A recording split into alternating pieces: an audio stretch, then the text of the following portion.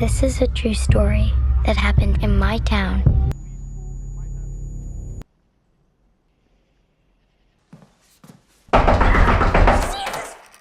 जरा सोच के देखो, तुम सो रहे हो और आधी रात को अचानक तुम्हारा बच्चा उठकर घर से बाहर चला जाता है, बिना आवाज किए, बिना पीछे मुड़े। और जब तुम दरवाजा खोलते हो तो पूरा मोहल्ला खाली है, सिर्फ एक बच्चा बचा है जो तुम्हें देख भी रहा है लेकिन कुछ बोल नहीं रहा। कहते हैं हथियार हमेशा लोहे और बारूद के नहीं होते, कभी कभी वो हमारे ही बच्चे होते हैं। और आज हम देखेंगे एक ऐसी ही मूवी वेपन्स की कहानी को जिसमें मौजूद राज तुम्हारे सोच से भी ज्यादा गहरे हैं। तो बिना वक्त गवाए चलिए शुरू करते हैं। मूवी की शुरुआत में हम एक बच्चे की आवाज सुन पाते हैं जो कह रहा था कि 2 साल पहले रात को 2:17 पर मेब्रुक पेंसिल्वेनिया में रहने वाले 17 बच्चे जो कि एक ही क्लास के थे अचानक एक साथ घर से भाग गए, जिसके बाद उनका कुछ भी पता नहीं चला। सीन कट होकर सुबह जस्टिन पर आता है जो अपने क्लास में सिर्फ एक बच्चे एलेक्स को बेटा पाती है। आपको बता दूं कि ये एक ही बच्चा ऐसा था जो गायब नहीं हुआ था। ऐसा क्यों, यह आपको आगे पता चलेगा, तो वीडियो में आगे तक बने रहे।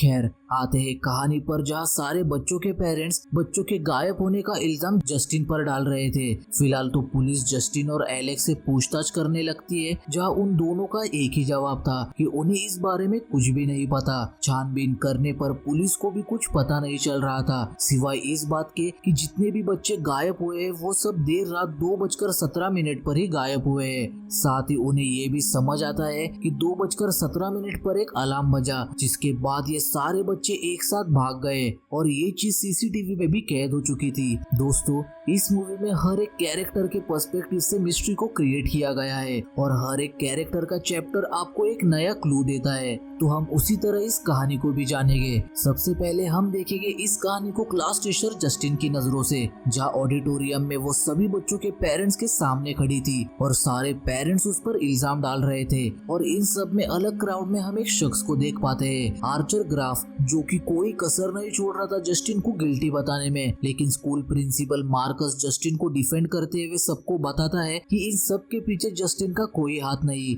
इस मीटिंग के बाद रात में जस्टिन दारू लेने एक शॉप पर आती है, जहाँ जेम्स नाम का एक नशेड़ी शख्स उससे पैसे मांगता है। लेकिन जस्टिन उसे अनदेखा करके फौरन अपने घर आती है, क्योंकि कुछ बच्चों के पेरेंट्स उसे फोन करके धमकी दे रहे थे और उसे डर था कि कोई पेरेंट उस पर हमला न कर दे।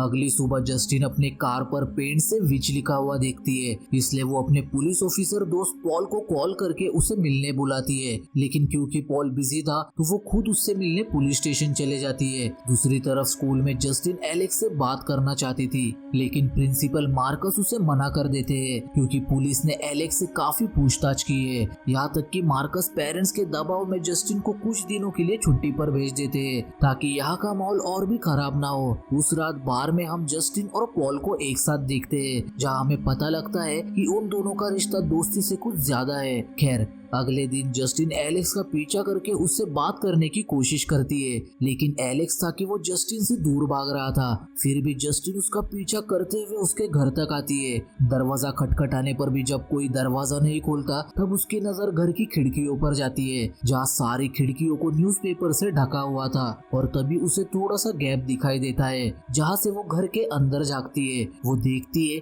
कि अंदर एलेक्स के पेरेंट्स अजीब तरह से बैठे हुए हैं। ये देख डर के मारे वो फौरन प्रिंसिपल मार्कस को कॉल करके सारी बात बताती है और उनसे कहती है कि वो लीगली एलेक्स के घर पर वेलनेस चेक करे। अब उस रात जस्टिन एलेक्स के घर पर नजर रखने के लिए उसके घर के बाहर अपने कार में ही वेट करती है, लेकिन अचानक उसकी आंख लग जाती है और अचानक से एलेक्स के घर का दरवाजा खुलता है। अंदर से एलेक्स की माँ हाथ में कैंची लिए अजीब तरह से चलते हुए जस्टिन की कार तक आकर चुपके से उसके कुछ बाल काट लेती है और यही से कहानी चेंज होती है। और अब इसके आगे की कहानी आर्चर ग्राफ के नजरिए से दिखाई जाएगी। ये वही शख्स है जो जस्टिन पर इल्जाम लगा रहा था, क्योंकि उसका बेटा मैथ्यू भी बाकी बच्चों के साथ गायब था।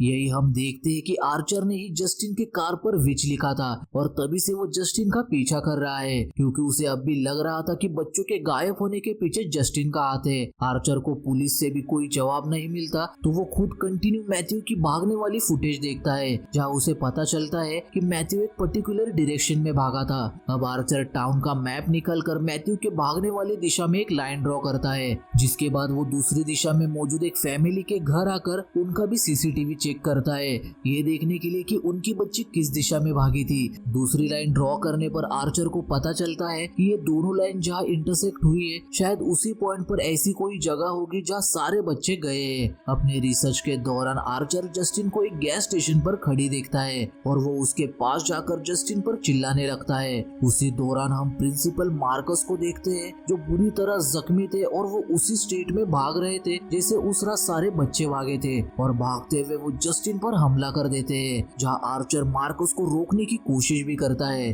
जस्टिन किसी तरह वहाँ से भाग जाती है, लेकिन मार्कस आर्चर से बचकर जस्टिन के फिर से पीछे पड़ गया था और देखने में लग रहा था कि मार्कस को किसी ने वश में करके उसे जस्टिन को मारने के लिए भेजा है। यही सीन कट हो जाता है और हम देखते हैं कि जस्टिन और आर्चर को अजीब तरह के सपने आ रहे थे और वो अपने सपने में एक स्ट्रेंज औरत और मिसिंग बच्चों को देखा करते थे। अब हम देखेंगे इस कहानी को ऑफिसर पॉल के नजरिए से। ये वो दिन है जब जस्टिन और पॉल की मुलाकात हुई थी, जब जस्टिन ने अपने कार पर विच लिखा हुआ देखा था।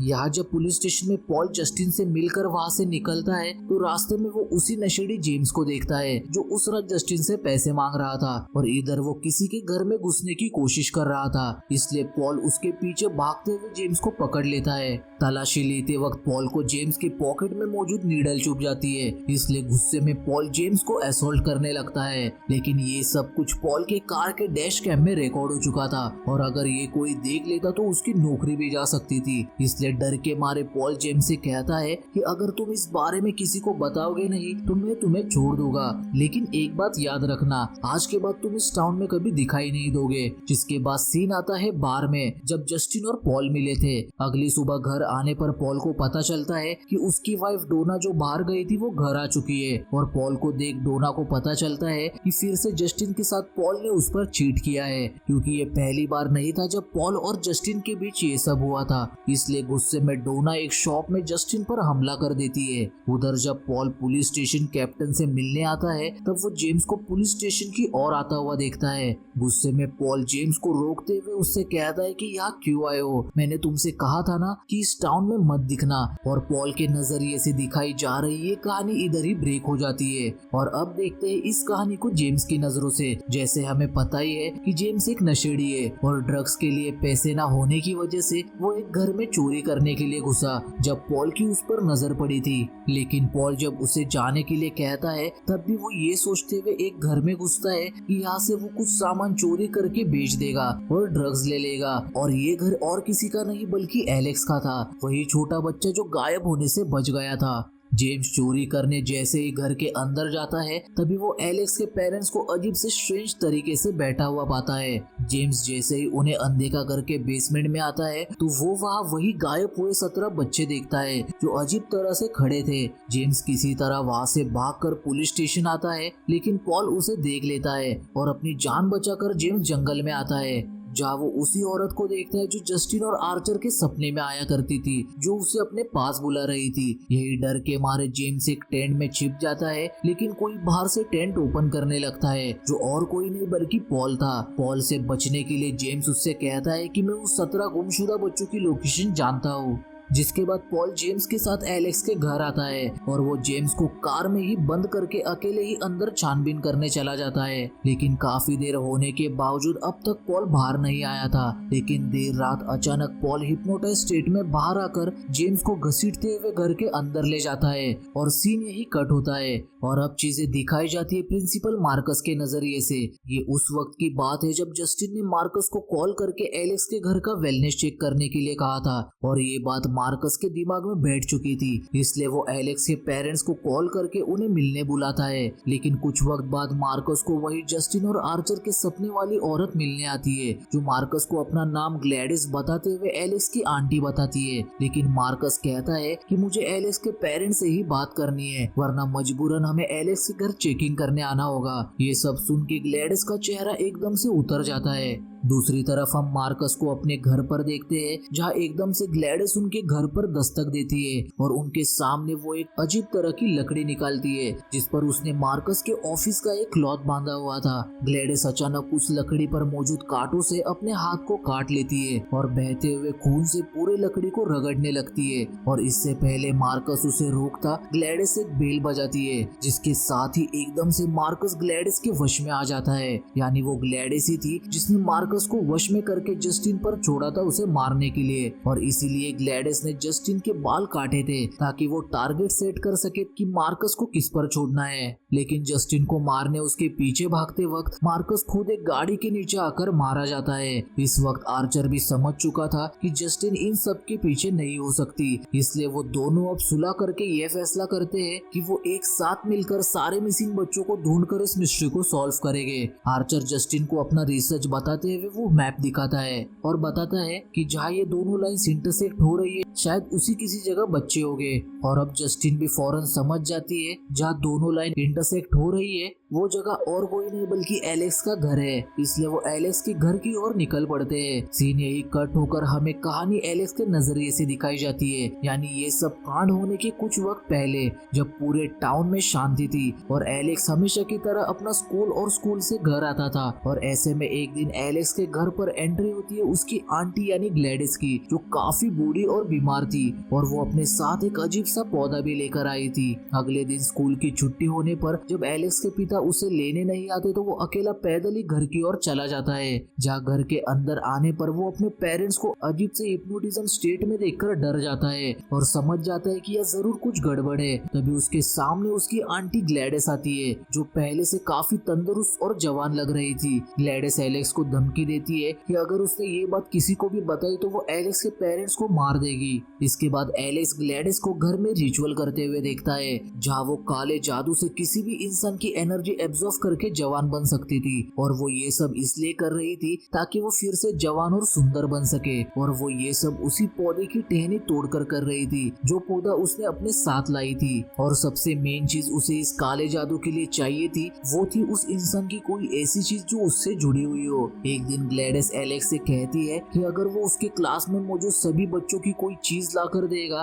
तो वो उसके पेरेंट्स को ठीक कर देगी। ऐसे में एलेक्स अपने क्लास के सभी बच्चों के नेम लेबल्स लाकर ग्लैडिस को देता है। उस रात ग्लैडिस उन लेबल्स की मदद से उन सारे बच्चों पर वशीकरण करती है और ठीक रात के 2:17 पर वो बेल बजाती है, जिसके बाद सारे बच्चे भागते हुए एलेक्स के घर आते हैं। यहाँ तक कि पॉल और जेम्स पर भी ग्लैडिस ने वशीकरण किया था। यहाँ घर के अंदर ग्लैडिस नमक की एक रेखा बनाती है ताकि अगर कोई घर के अंदर आए तो उसने जिसे वश में करके हमले का कमांड दिया है वो ट्रिगर हो जाए, और यही से सारी टाइमलाइन एक साथ जुड़ जाती है। इस पॉइंट पर अब कहानी एक ही दिशा में जाएगी। अब फिलहाल यहाँ एलेक्स के घर के बाहर आर्चर और जस्टिन कार में बैठे हुए थे। तभी ग्लैडिस के कहने पर पॉल जस्टिन को इशारे से अंदर बुलाता है। ऐसे में जस्टिन और आर्चर घर के अंदर आकर उस नमक वाली रेखा को पार करते हैं, जिस वजह से पॉल और जेम्स को दिया कमांड ट्रिगर हो जाता है और वो दोनों आर्चर और जस्टिन पर हमला कर देते हैं। लेकिन जैसे तैसे जस्टिन पॉल की ही गन से पॉल और जेम्स को मारकर आर्चर और खुद को बचा लेती है। इसके बाद आर्चर बेसमेंट में आता है, जहाँ वो सारे 17 बच्चों को हिप्नोटिज्म स्टेट में खड़ा हुआ देखता है। तभी अचानक ग्लैडिस आकर आर्चर के बाल काटकर उसे भी वश में कर लेती है और जस्टिन पर हमला करने के लिए कहती है। वही दूसरी तरफ एलेक्स घर में ही अपने कमरे में था, जहाँ अनजाने में वो वहाँ मौजूद नमक की रेखा पार कर देता है, जिसकी दूसरी तरफ उसके पेरेंट्स थे जो इस वक्त ग्लैडिस के वश में थे। और नमक की रेखा पार करने से एलेक्स के पेरेंट्स को भी दिया हुआ कमांड ट्रिगर हो जाता है और वो एलेक्स को ही मारने की कोशिश करते हैं। एलेक्स जैसे तैसे भागते हुए ग्लैडिस के उस कमरे में आता है जहाँ वो काला जादू किया करती थी। इस मोमेंट पर हम जान पाते हैं कि इतने दिनों से ग्लैडिस को देख देख कर एलेक्स भी उस काले जादू को परफॉर्म करना सीख गया था, इसलिए वो उस पौधे से टहनी तोड़कर ग्लैडिस के वीक से एक बाल निकालता है और ग्लैडिस पर ही उल्टा वो काला जादू कर देता है। और इस वक्त वो 17 बच्चे वशीकरण से बाहर निकलकर ग्लैडिस के ही पीछे पड़ जाते हैं और एक पॉइंट पर वो सभी बच्चे ग्लैडिस को पकड़कर बड़ी बेरहमी से उसे मार देते हैं। और ग्लैडिस के मरते ही जो भी कोई ग्लैडिस के वश में था वो सभी के सभी वशीकरण से बाहर आ जाते हैं, जिसके साथ ही वेपन्स मूवी की पूरी कहानी यही एंड हो जाती है दोस्तों। और अगर आपको ये वीडियो पसंद आई हो तो वीडियो को लाइक कीजिए और अपने दोस्तों के साथ शेयर जरूर कीजिए। और हाँ, ऐसे ही और काले राज खोलने के लिए चैनल को सब्सक्राइब करना मत भूलना, क्योंकि याद रखिए सच का हथियार सबसे खतरनाक होता है और हम उसे आपके सामने लाने से कभी नहीं डरेंगे।